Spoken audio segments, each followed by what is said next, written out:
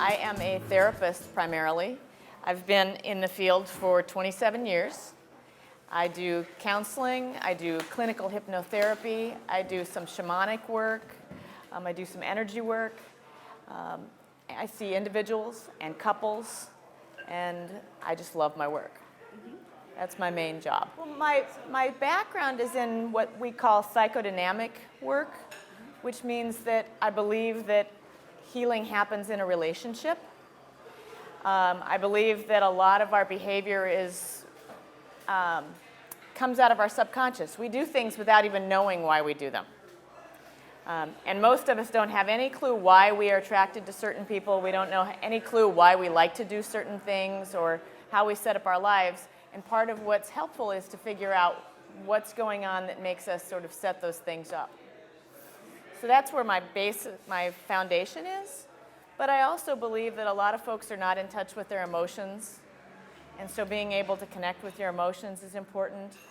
I also believe that being able to understand how you are in your world and your family is important. So I like to bring in different things. One of the things that I did is I studied hypnotherapy 15 years ago, and I continue to study it.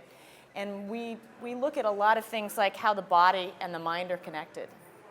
And so even though I do a lot of talk therapy, I also help people to figure out what's going on physically in their body when they think certain thoughts or when they have certain emotions. Because there's a lot of research coming out now that people that, like if you are really sad, you have different things going on in your body. And so different parts of your body, if they're weak, will start to get sick. And so even though we've known this forever, now there's starting to be real research that shows that if you can figure out what's going on in your mind and your emotions physically, you feel better. And so I do a lot of that. And also because I just love to know what heals people. I've studied some more alternative kind of healing, which originally I thought was sort of weird. But over the last several years, I've really learned to appreciate more indigenous kind of healing. Like I studied with a Peruvian shaman, I studied with a medicine man. I've studied with energy workers and healers, just because I'm really intrigued by what helps people. So I can be sort of a traditional kind of therapist, but I also am aware of so many other things as well. Well, I think that the initial turning point was taking the hypnotherapy training, because before that I was just sort of a stoic talk therapist, and I would listen and we'd talk about your family. And then after I started learning the hypnotherapy, then I started learning more about more experiential work and, like I said, turning into your body, and then it just sort of snowballed after that. And once you get your toe into realizing that there's more than talk, it's hard to go back and just sit there. So what is the process now with someone visiting and being able to be healed or working on the healing? What is your process with them? Well, what I do is I meet with folks and I really sort of spend a couple sessions assessing what they want to do and what they would find helpful. Because I'm not going to say to somebody, we should do some kind of shamanic soul retrieval if they think that's total bunk. So, I mean, my deal is that I have those things accessible if people are interested. You know, I will talk to people about what's going on in their life. We'll try and brainstorm about how things could be changed or what's going on. But then if they say, I went to this weird workshop the other day and they were talking about chakras. Well, I feel like, okay, I can talk with you about chakras. We could figure out what's going on with chakras. If people are interested in talking about shamanic stuff, I can talk to people about that. But I never bring that up as saying, okay, this is what we have to do. It's just one more piece of my toolbox.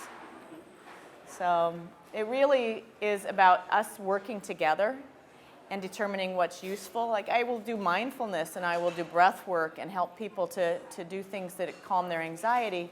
But some folks are like, I don't want to do that.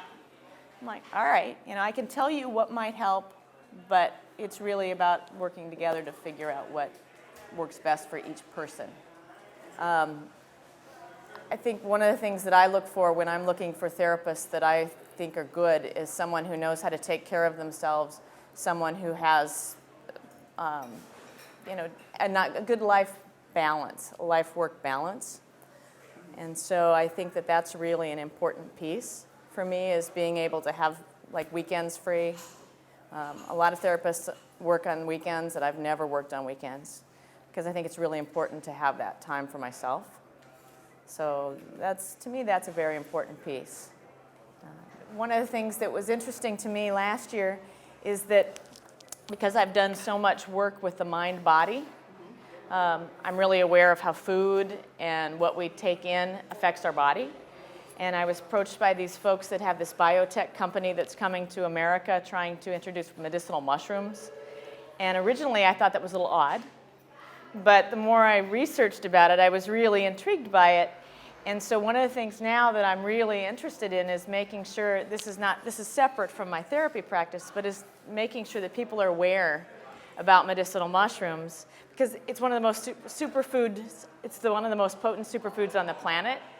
And it's just fascinating to me. We know about things like green tea and different things, but we don't know about mushrooms.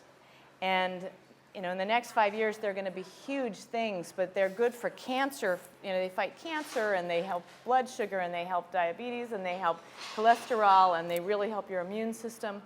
And it's just amazing to me. And so that's one of the other things that I'm doing, sort of for fun, but sort of as a business, is trying to introduce people to more alternative ways of physical healing.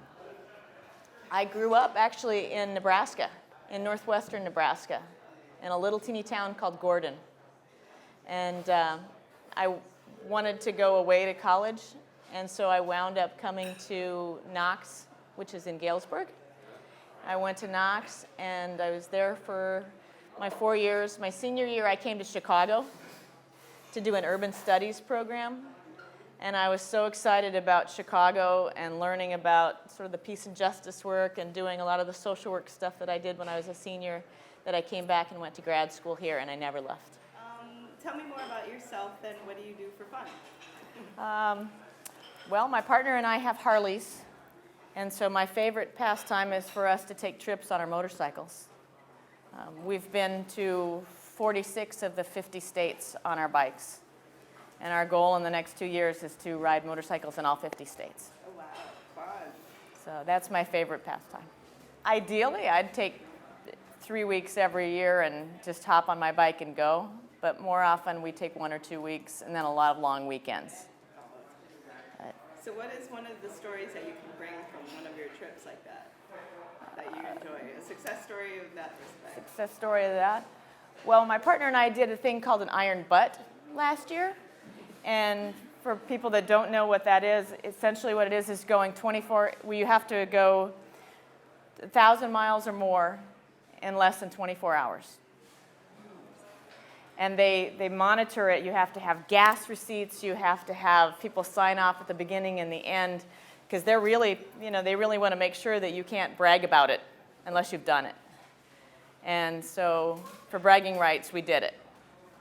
And we went 1,034 miles in 19 hours. Wow, good for you. That's an incredible feat. That was an incredible feat. How did the butt feel after that? Surprisingly not bad. We were so excited about it that it was fine. But we did have massages the next day when we got there. Yeah. That's an incredible adventure. It was very fun.